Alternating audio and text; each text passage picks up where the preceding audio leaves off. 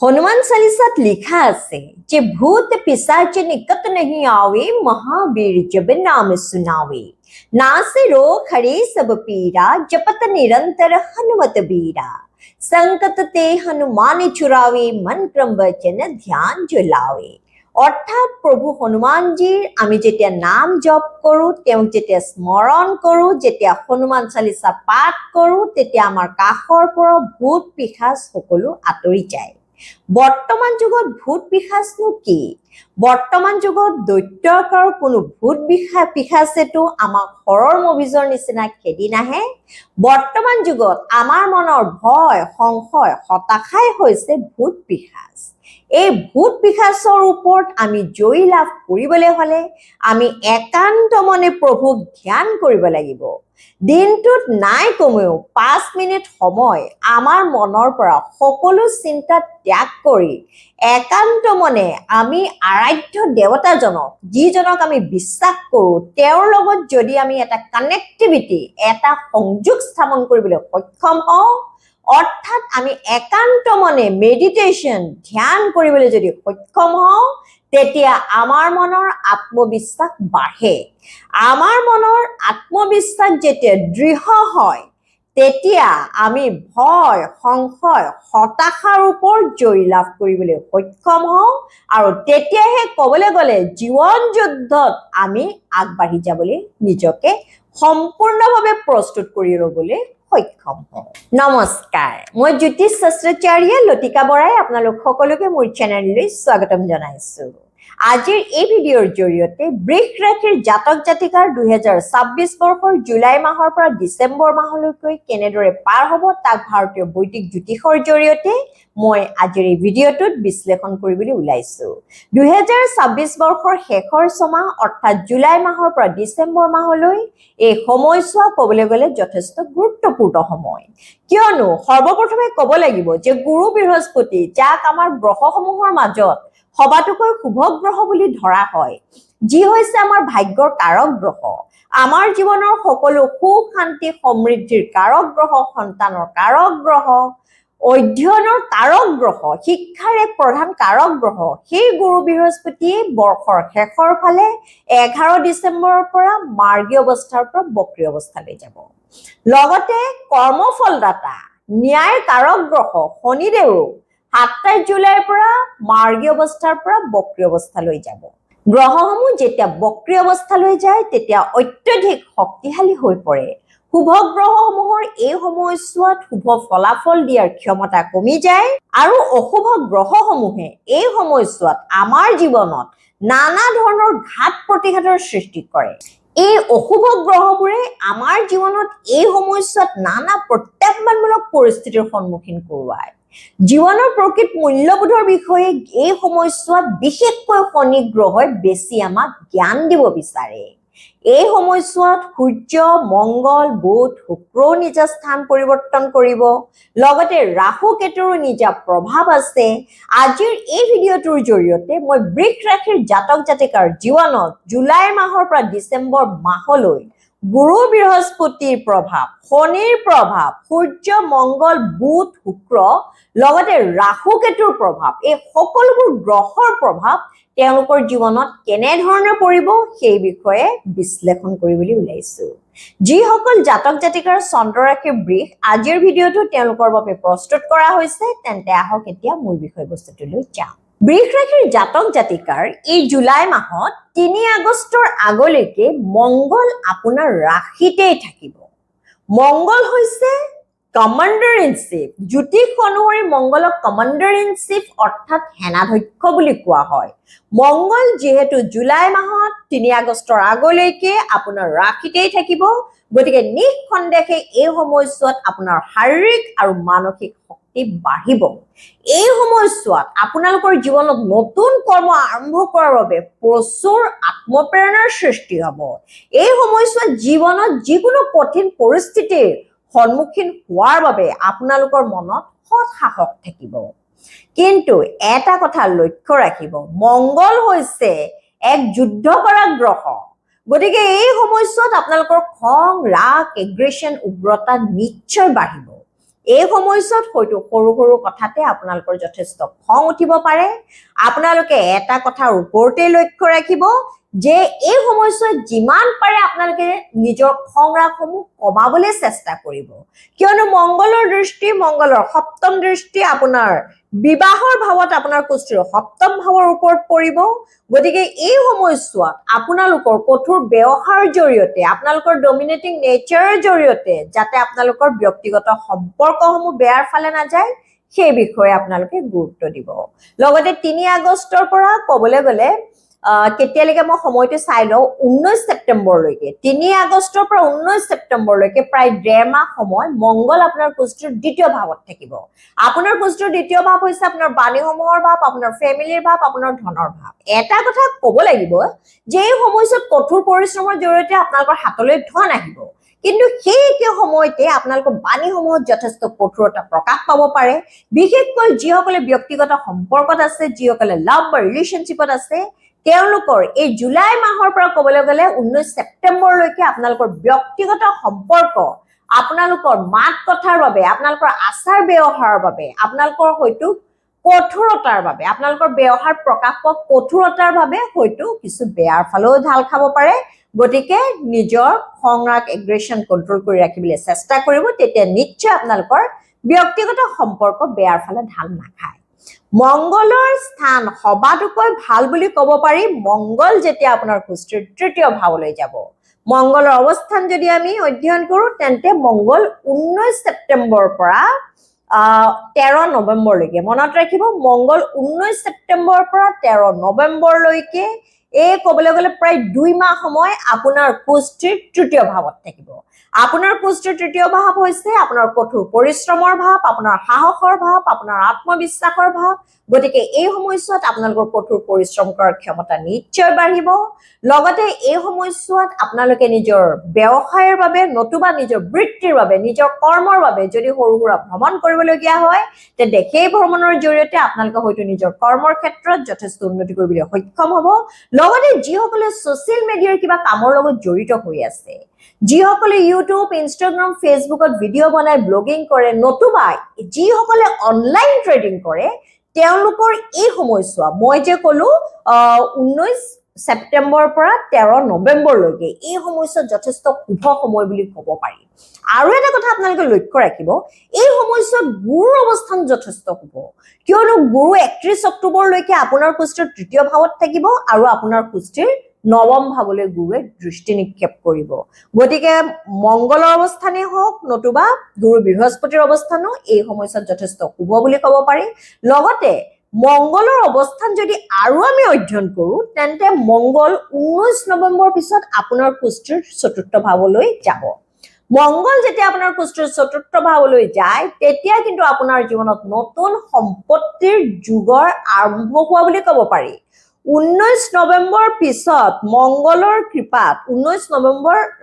চাই লব দেই মই সময়টো ইয়েস 13 নৱেম্বৰ সৰি মোৰ ভুল হৈছে 13 নৱেম্বৰ পিছত মংগল যেতিয়া আপোনাৰ কুষ্টিৰ চতুৰ্থ ভাৱলৈ যাব তেতিয়া আপোনালোকে হয়তো জীৱনত নতুন কিবা প্ৰপাৰ্টি পাৰচেজ কৰিব পাৰে নতুন সম্পত্তি ক্ৰয় কৰিব পাৰে নতুন মাটি নতুন গাড়ী নতুবা নতুন ফ্ল্যাট ল'ব পাৰে লগতে যিসকলে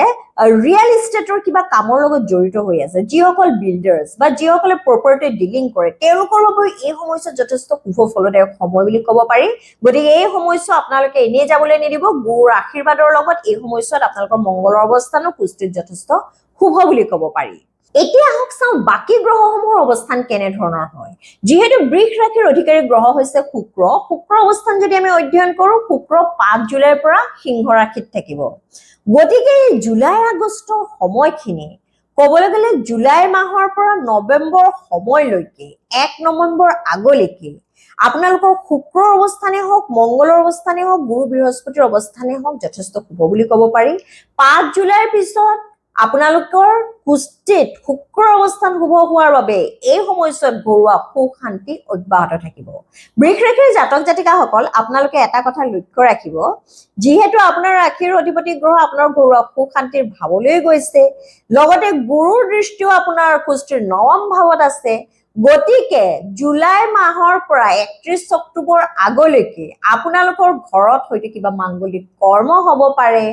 নতুবা এই সময়ছোৱাত আপোনালোকৰ ঘৰত হয়তো কিবা সুখৰ বতৰা আহিব পাৰে, নতুবা যিসকলে বিবাহৰ বাবে পাত্ৰ বা পাত্ৰীৰ বিচাৰি আছে তেওঁলোকে হয়তো 31 অক্টোবৰ আগলৈকে বিচাৰি থকা পাত্ৰ বা পাত্ৰীৰ সন্ধান পাব পাৰে আৰু শুভ বিবাহৰ বাবে এই সময়ছোৱাত যথেষ্ট শুভ ফলদায়ক সময় বুলি ক'ব পাৰি, যিহেতু গুৰুৰ দৃষ্টি আপোনাৰ কুষ্ঠিৰ, গুৰুৰ 1 2 3 4 5, গুৰুৰ পঞ্চম দৃষ্টি আপোনাৰ কুষ্ঠিৰ সপ্তম ভাৱত অৰ্থাৎ বিবাহৰ ভাৱৰ ওপৰত এই সময়ছোৱাত পৰিব। গতিকে 31 অক্টোবৰ আগলৈকে বহুতৰ হয়তো শুভ বিবাহ হ'ব পাৰে বা বিবাহৰ ডেট ফিক্সড হ'ব পাৰে। আৰু এটা কথা আপোনালোকে লক্ষ্য ৰাখিব যে গুৰুৱে 1 নৱেম্বৰৰ পৰা আপোনাৰ কুষ্ঠিৰ চতুৰ্থ ভাৱলৈ যাব আৰু গুৰু 11 ডিচেম্বৰ আগলৈকে মাৰ্গী অৱস্থাতে থাকিব। গুৰুৰ বক্ৰী অৱস্থাতকৈ মাৰ্গী অৱস্থা বেছি শুভ ফলদায়ক বুলি ক'ব পাৰি। গতিকে যিসকলে এই বছৰ বিবাহৰ কথা চিন্তা কৰিছে তেওঁলোকে পাৰিলে 31 অক্টোবৰ আগতে শুভ বিবাহ কৰিলে ভাল, কিন্তু কোনো কাৰণত যদি আপোনালোকৰ 31 অক্টোবৰ আগত শুভ বিবাহ নহয় তেন্তে আপোনালোকে 11 ডিসেম্বৰ আগত নিজৰ বিবাহৰ ডেট ফিক্সড কৰিবৰ বাবে চেষ্টা কৰিব। এতিয়া হকচোন পঢ়া শুনাৰ ক্ষেত্ৰত আপোনালোকে কেনে ধৰণৰ ফলাফল পাব। আপোনাৰ শিক্ষাৰ ভাৱ হৈছে আপোনাৰ কুষ্ঠিৰ পঞ্চম ভাৱ আৰু আপোনাৰ পঞ্চম ভাৱৰ অধিকাৰী গ্ৰহ হৈছে বুধ। এতিয়া বুধৰ অৱস্থান যদি আমি অধ্যয়ন কৰো, বুধ 7 ছেপ্টেম্বৰৰ দিনা নিজা ৰাশিলৈ অৰ্থাৎ আপোনাৰ কুষ্ঠিৰ পঞ্চম ভাৱলৈ যাব। গতিকে এই ছেপ্টেম্বৰ মাহটো বুধৰ পৰা আপোনালোকে পঢ়া শুনাৰ ক্ষেত্ৰত যথেষ্ট ভাল ফলাফল পাব। বুধ হৈছে আপোনাৰ বিদ্যা বুদ্ধি, আপোনাৰ ট্যালেন্ট, আপোনাৰ ইন্টেলিজেন্সৰ কাৰক গ্ৰহ। এই ক্ষেত্ৰত আমি গুৰুৰ অৱস্থানৰ অধ্যয়ন কৰো, যেহেতু গুৰুৰ অৱস্থান আপোনাৰ কুষ্ঠিৰ তৃতীয় চতুৰ্থ আৰু পঞ্চম ভাৱত থাকিব আৰু শিক্ষাৰ্থীসকলে ক'বলৈ গ'লে ছেপ্টেম্বৰ মাহৰ পৰা ডিচেম্বৰ মাহলৈকে শিক্ষাৰ ক্ষেত্ৰত যথেষ্ট ভাল ফলাফল লাভ কৰিবলৈ সক্ষম হ'ব। 31 অক্টোবৰ আগলৈকে আপোনালোকৰ ভাগ্যৰ ভাৱত গুৰু দৃষ্টি থাকিব আৰু 31 অক্টোবৰ পিছত গুৰু কেন্দ্ৰ আৰু ত্ৰিকোণত থাকিব। যথেষ্ট শুভ সময় বুলি ক'ব পাৰি। লগতে যিসকলে চৰকাৰী বিভাগৰ বাবে কিবা পৰীক্ষাত অৱতীৰ্ণ হয় তেওঁলোকৰ ক্ষেত্ৰত আমি সূৰ্যৰ অৱস্থান অধ্যয়ন কৰো। সূৰ্য যেতিয়া আপোনাৰ কুষ্ঠিৰ চতুৰ্থ আৰু পঞ্চম ভাৱলৈ অৱস্থান কৰিব তেতিয়া আপোনালোকে হয়তো চৰকাৰী চাকৰি পাবলৈ সক্ষম হ'ব পাৰে, নতুবা এই সময়ছোৱাত আপোনালোকে চৰকাৰী বিভাগৰ যদি কিবা পৰীক্ষাত অৱতীৰ্ণ হয় তেন্তে সেই পৰীক্ষাৰ ফলাফল যথেষ্ট ভাল হোৱাৰ সম্ভাৱনা আছে। সূৰ্য আপোনাৰ কুষ্ঠিৰ চতুৰ্থ ভাৱলৈ যাব এপ্ৰিল, মে, জুন, জুলাই, আগষ্ট। 16 আগষ্টৰ পৰা 15 অক্টোবৰলৈকে মনত ৰাখিব। 16 আগষ্টৰ পৰা 15 অক্টোবৰলৈকে এই সময়ছোৱা আপোনালোকৰ চৰকাৰী চাকৰিৰ বাবে যথেষ্ট শুভ সময় বুলি ক'ব পাৰি। লগতে গুৰুৰ আশীৰ্বাদো এই সময়ছোৱাত আপোনালোকৰ ভাগ্যৰ ক্ষেত্ৰত পৰিব, আপোনালোকৰ ভাগ্যৰ ভাৱত পৰিব। গতিকে এই সময়ছোৱাত 31 অক্টোবৰ আগলৈকে চাবলৈ গ'লে সূৰ্যৰ অৱস্থান যদি আমি অধ্যয়ন কৰো 16 অক্টোবৰ আগলৈকে বহুতো বৃষ ৰাশিৰ জাতক জাতিকাৰ হয়তো নতুনকৈ চাকৰি হ'ব পাৰে। লগতে চাকৰিৰ ক্ষেত্ৰত বা ব্যৱসায়ৰ ক্ষেত্ৰত যদি আৰু বিস্তৰভাৱে আমি অধ্যয়ন কৰো তেন্তে আপোনাৰ কুষ্ঠিৰ দশম ভাৱ আমি অধ্যয়ন কৰিব লাগিব। চাওক আপোনাৰ কুষ্ঠিৰ দশম ভাৱত ৰাহু আছে। গতিকে এই সময়ছোৱাত হয়তো আপোনালোকে নিজৰ কৰ্মৰ ক্ষেত্ৰত কিবা নতুনত্ব আনিবৰ বাবে চেষ্টা কৰিব পাৰে। ৰাহু যেতিয়া আপোনাৰ কুষ্ঠিৰ দশম ভাৱত আহে তেতিয়া কৰ্মৰ ক্ষেত্ৰত যথেষ্ট পৰিৱৰ্তন আনে। বহুতৰ এই সময়ছোৱাত হয়তো ট্ৰান্সফাৰ হ'ব পাৰে। লগতে এই সময়ছোৱাত ক'বলৈ গ'লে বহুতৰ কিন্তু চাকৰিৰ ক্ষেত্ৰত প্ৰমোচনো হ'ব পাৰে। শনি আছে আপোনাৰ আয়ৰ ভাৱত, শনিয়ে আপোনাৰ আয় কন্ট্ৰোল কৰিব, কিন্তু ৰাহুৱে আপোনালোকৰ কেৰিয়াৰ ক্ষেত্ৰত যথেষ্ট গ্ৰোথ আৰু ডেভেলপ আনিবৰ বাবে চেষ্টা কৰিব। বিশেষকৈ যিসকলে নিজৰ কৰ্মৰ ক্ষেত্ৰত নতুন কিবা টেকনলজি এপ্লাই কৰে, AI ৰিলেটেড কাম কৰে, আৰ্টিফিচিয়েল ইন্টেলিজেন্সৰ লগত ৰিলেটেড যদি কাম কৰে বা নিজৰ কৰ্মৰ ক্ষেত্ৰত আপোনালোকৰ মনলৈ যদি নতুন নতুন চিন্তা আহে, এই সময়ছোৱাত আপোনালোকে চাকৰিয়ে হওক বা ব্যৱসায়তে হওক আপোনালোকে যথেষ্ট উন্নতি কৰিবলৈ সক্ষম হ'ব। কেৱল ব্যৱসায়ৰ ক্ষেত্ৰত আপোনালোকে এটা কথা মনত ৰাখিব যে হাই ইনভেষ্টমেন্ট আপোনালোকে 31 অক্টোবৰ আগতে কৰিব, তেতিয়াহে গুৰুৰ দৃষ্টি কিন্তু আপোনালোকৰ ভাগ্যৰ ভাৱত থাকিব। লগতে বেপাৰ বাণিজ্যৰ ক্ষেত্ৰতো এই জুলাই মাহৰ পৰা ডিচেম্বৰ মাহলৈকে শুভ সময় বুলি ক'ব পাৰি। যিসকলে বেপাৰ বাণিজ্য কৰি আছে তেওঁলোকে বিশেষকৈ বুধ যেতিয়া আপোনাৰ কুষ্ঠিৰ ষষ্ঠ ভাৱলৈ যাব তেতিয়া কিন্তু যথেষ্ট আপোনালোকে হাই ইনভেষ্টমেন্ট নকৰিব। বুধ আপোনাৰ কুষ্ঠিৰ ষষ্ঠ ভাৱলৈ কেতিয়া যাব মই চাই দিওঁ ৰ'ব। বুধ 7 ছেপ্টেম্বৰৰ পৰা ধৰি লওক 25 ছেপ্টেম্বৰলৈকে গোটেই ছেপ্টেম্বৰ মাহতে ধৰি লওক বুধ আপোনাৰ কুষ্টিৰ পঞ্চম ভাৱত থাকিব কিন্তু অক্টোবৰ প্ৰথম 10-15 দিন আপোনালোকে বেপাৰ বাণিজ্যৰ ক্ষেত্ৰত কিন্তু হাই ইনভেষ্টমেণ্ট নকৰিব বাকি সময়খিনি শুভ ফলদায়ক সময় বুলিয়ে ক'ব পাৰি কিন্তু এটা কথা আপোনালোকে লক্ষ্য ৰাখিব যে শনি যেহেতু আপোনাৰ আয়ৰ ভাৱত আছে গতিকে শনিয়ে কিন্তু আপোনাক ইমান সহজে লক্ষ্যত উপনীত হ'বলৈ নিদিয়ে শনিয়ে আপোনাৰ পৰা কঠোৰ পৰিশ্ৰম বিচাৰিবই আৰু শনিৰ দৃষ্টি যেহেতু আপোনাৰ ৰাশিৰ ওপৰত পৰিব শনিৰ তৃতীয় দৃষ্টি আপোনাৰ ৰাশিৰ ওপৰত পৰিব গতিকে এই সময়ছোৱাত আপোনালোকৰ মনলৈ এলাহ ভাৱ আহিব পাৰে আপোনালোকৰ মনলৈ হয়তো লেজিনেছ আহিব পাৰে গতিকে এই সময়ছোৱাত আপোনালোকে মনলৈ এলাহ ভাৱ আহিবলৈ নিদিব কঠোৰ পৰিশ্ৰম কৰক শনি আপোনালোকক নিশ্চয় ভাল ফলাফল দিব বিশেষকৈ যিসকলে তেলৰ লগত জড়িত কাম কৰে যিসকলে আইৰণৰ লগত ৰিলেটেড কাম কৰে তেওঁলোকে নিজা ক্ষেত্ৰত যথেষ্ট এই সময়ছোৱাত উন্নতি কৰিবলৈ সক্ষম হ'ব লগতে শনিৰ দৃষ্টি আপোনাৰ ৰাশিৰ ওপৰত পৰিব আৰু আপোনাৰ কুষ্টিৰ পঞ্চম ভাৱত শনিৰ সপ্তম দৃষ্টি পৰিব গতিকে এই সময়ছোৱাত আপোনালোকৰ হয়তো